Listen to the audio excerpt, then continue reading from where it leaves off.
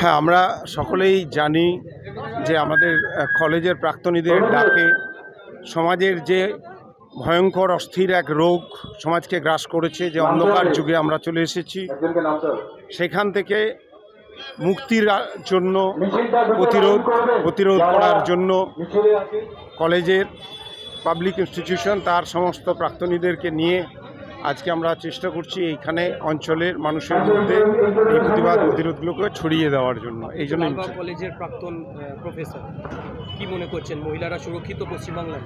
আমি একদমই মনে করছি না। আমি কেন মনে করার উপর নির্ভরও করে না, কিন্তু সারা ভারতবর্ষে প্রায় এই ধরনের ঘটনা ঘটে, কিন্তু সরকারি স্টেট মেশিনারি ভিকটিমের পক্ষে থাকছে না। এটা আমাদের কাছে খুবই কষ্টের। মানুষের কাছে যাওয়া উচিত, সবার কাছে বলা উচিত যেন স্টেট মেশিনারি ভিকটিমের পক্ষে থাকে। এটাই আমার আবেদন। আমার নাম প্রফেসর দিলীপ বাড়ি।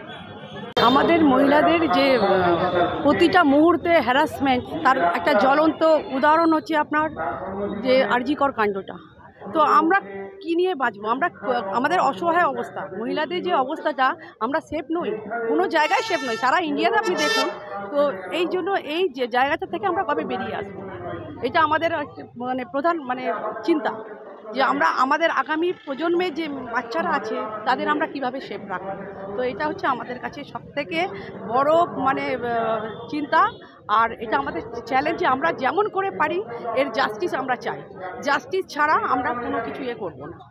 কি মনে করছেন, সঠিক তদন্ত হচ্ছে? সঠিক আশা রাখছি, কারণ এখনও আমাদের বিচার ব্যবস্থার উপরে খানিকটা আমাদের আস্থা আছে। মাননীয় সুপ্রিম কোর্ট আছে সবার উপরে, তারপরে পাবলিক, সারা জনগণ আছে ভারত।